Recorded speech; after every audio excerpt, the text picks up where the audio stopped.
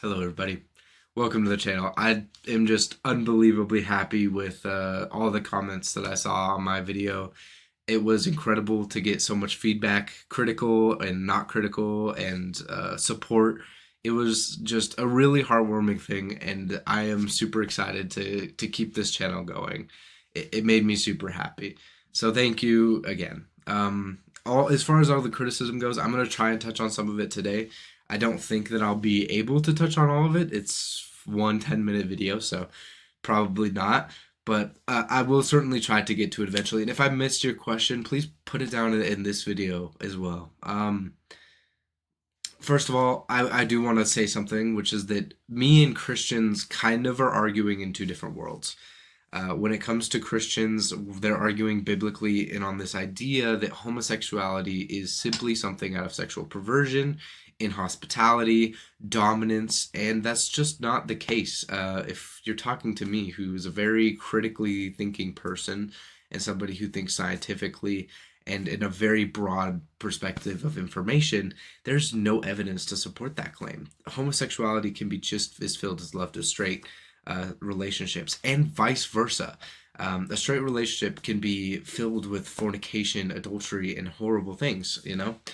I've been in straight relationships that have dragged me down pretty heavily, and I've been in homosexual relationships that have done nothing but build me up and help me become a better person and filled me with love and gratitude. And I I just want to get that out of the way, right? I see no basis on those types of arguments. Secondly, the idea that I am going against my nature or that I'm going against what my divine creator has created me for has this idea that there is no diversity, and that kind of makes me upset, right? Like the idea that, oh, well, there's one manual for everybody. Are you serious? You realize how diverse the population is, right? The idea that one book is going to tell you how every single person should live is ridiculous. And the reality is that book has been wrong. And you've admitted that that book's been wrong. Let's talk about slavery. When you point to stuff like Leviticus and are like, oh, well, Sodom and Gomorrah. First of all, Sodom and Gomorrah had nothing to do with homosexuality. The city was not destroyed because of homosexuality. You are simply incorrect biblically.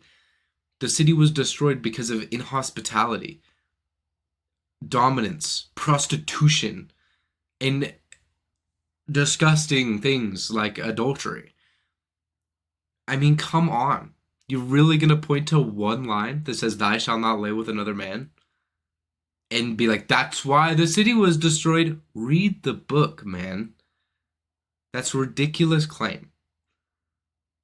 Secondly, the idea that there is no diversity is just pretty sad. There are so many people that live different ways and don't hurt people and enjoy each other's company, support, and love each other. And do you think all those people are going to hell just because they don't follow an arbitrary rule? Again, in Genesis 25, it talks about how to keep a slave. And if you destroy a city, you shall take the women and children for your plunder. Do you agree with that statement? Because it's in the Bible, right? So it must be true. Okay, so God commanded me to take slaves and have sex with children. That's really unfortunate. Because I think we can all agree that you don't agree with that. You don't think that Genesis is a way of living, even though that God commanded it. That's unfortunate. I think we can all agree, or at least most of us can agree, that slavery is a bad thing. That taking people as slaves is horrible. To have sex with children or anybody as a slave is horrible. Right? I think most Christians would agree with such a thing. Yet it's in the Bible, and God commanded it. So, how is that any different than me disagreeing with Leviticus? Again, when I think of a sin, and especially with the teachings of Jesus Christ, which is the entire basis of Christianity, mind you, it seems to be the idea that you shall love each other, care for one another, want the best for one another, and not hurt each other. I think that you sitting on a podium screaming about how gay people should be arrested or that homosexuals are a abomination of God, that is a sin. Or am I wrong? First of all, you're not the divine judge. You, as a single human being, are not the divine judge. That is for God to decide. And the fact that you say so confidently that homosexuals should be burned, they should be arrested, they're going to go to hell, you're an abomination of God, you're fighting against your Father, that is not for you to decide. You are not my Father. You're my brother. Does that seem hypocritical at all to you? That you would sit there and scream about how homosexuals are going to all be burned? Are you kidding me, man? That's very unfortunate. Very, very unfortunate. And I don't think that it's very Christ-like. I There's a ton of stuff I want to talk about, but lately I haven't been doing scripts, so my mind's been kind of all over the place. So please pardon me. Um, I do not think that my video was incorrect in any way. I talked about the difference of it in other sense. Homosexuality has no victims. People pointed out Sodom and Gomorrah. Again, I think it's a ridiculous idea to attribute a city being destroyed for homosexuality when clearly it's not talking about same-sex relationships being the cause of that destruction. It's talking about inhospitality and disgusting sexual acts. Not simply lying with another man, not loving another man. I mean, of course, that's what it says, right? Thou shalt not lie with another man. What about love? What about intimacy? What about care, compassion, and support? Does it say any of that in there? I don't think it does. I think that it's very misguided. When we talk about the letters of Paul, he simply says that it's unnatural. What's unnatural about it? The idea that I won't have children? Let's talk about it. Why won't I have children? Is it simply because I'm just rejecting God? Or is it because the way that I was made has me attracted to men? That seems like a pretty important question we should be asking, right? You believe it's a choice, but you have no scientific evidence to prove that. I have a little bit of scientific evidence to prove that. I have a little bit of evidence that shows that homosexuality isn't necessarily a choice. I'm sure that there is choice in it, but that idea that, first of all, after the third child is born, the fourth one's chance of being a homosexual is way higher. Way higher. And that seems to be something that people gloss over. Why is that? Why is it that after the fourth child is born, that the chance of the next one being a homosexual is higher? Seems interesting enough to me. What doesn't make any sense to me is just the lack of evidence, and that we argue biblically, and I can argue with you all day about that, right? I can argue with you theologically and say, well, I don't think that a loving father would do that. It seems like abandonment. It seems like a uneducated father, if that's the case, right? Because punishment doesn't work.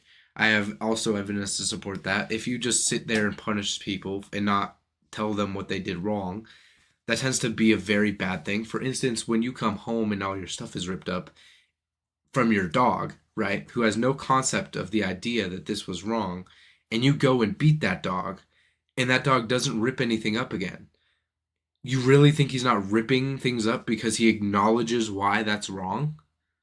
Or is he terrified of being beaten to death? Come on. Like that, my father wants me to be in constant fear of his beatings? That's a sick idea. He's going to send me to hell for not hurting anybody, anyone, and just beat me, punish me, burn me. You are sick. Your God is sick and disgusting.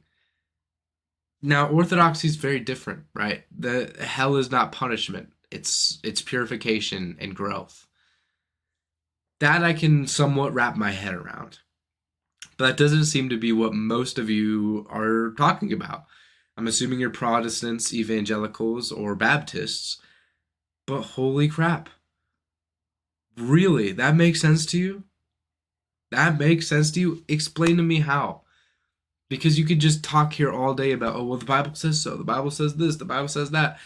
I don't believe in the Bible. I've tried. I've read two of these versions. Right? I got three versions back there. I've read two of them. And honestly, I believe they're beautiful books. Absolutely beautiful books, but nothing in there did I get loving somebody of the same sex would send me to hell. I don't know where you found that. Thou shalt not lay another man is really all you got? Come on, man. Give me something better to work with. Anyway, I just want to end this video off by saying I think that all this hate comes out of fear, and all this homosexuals are going to destroy the world, that comes out of fear. You don't know me. You don't know homosexuals. There are plenty of homosexuals around you, hundreds and hundreds and hundreds of them that you probably interact with all the time on a weekly basis. You just don't know they are homosexuals simply because you don't know them. And they're not out there trying to turn everybody gay. Not all homosexuals are part of some radical group that wants to turn the world gay. That is ridiculous. Stop that crazy idea, all right? We want children to be born. We love everybody and everyone, and we want the world to be in a good state. Nobody is trying to turn everybody gay. And if the idea is that, well, if it was accepted, everybody would just be gay, maybe homosexuality is not a real thing, and everybody simply can be attracted to anybody, and it just happens to be who you fell in love with. Maybe. I don't fucking know. But I know the idea that you're so disgusted with such an idea comes out of fear and nothing more. You don't know. So you're afraid. I hope to have conversations so we can extinguish some of that fear. Because I don't like the idea that I would be afraid of Christians. Because I'm not. I talk to so many Christians, and they're beautiful people, and they have such beautiful ideas. And most of them disagree with the things I'm talking about. Most of them disagree with the idea of Leviticus or Sodom and Gomorrah being destroyed because of homosexuality. Most Christians just love each other and want the best for each other. They don't pick and choose pieces of the book to live by. And if you are going to live by something in the book, live by it all. Go live by Genesis. Go live by live by all the things in Leviticus.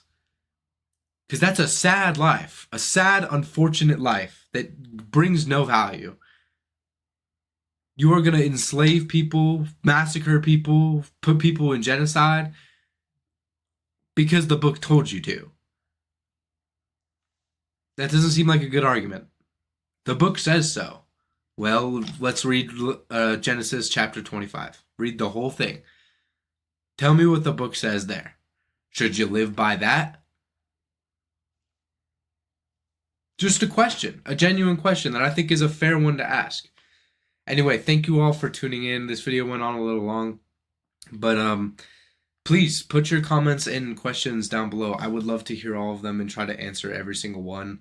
I know that I'm not an amazing commentator, an amazing theologist yet, but I'm growing, right? And I care a lot about this craft, and I care a lot about learning and talking to people. That's like my favorite thing in the entire world. So thank you all so much for your feedback and your criticism and all of it. Like, I genuinely appreciate every bit of it. I love you guys so fucking much. Please be safe. Have a good day. And put down what you think of down below. I'd love to read it. I'll read every single one of them. So, thank you.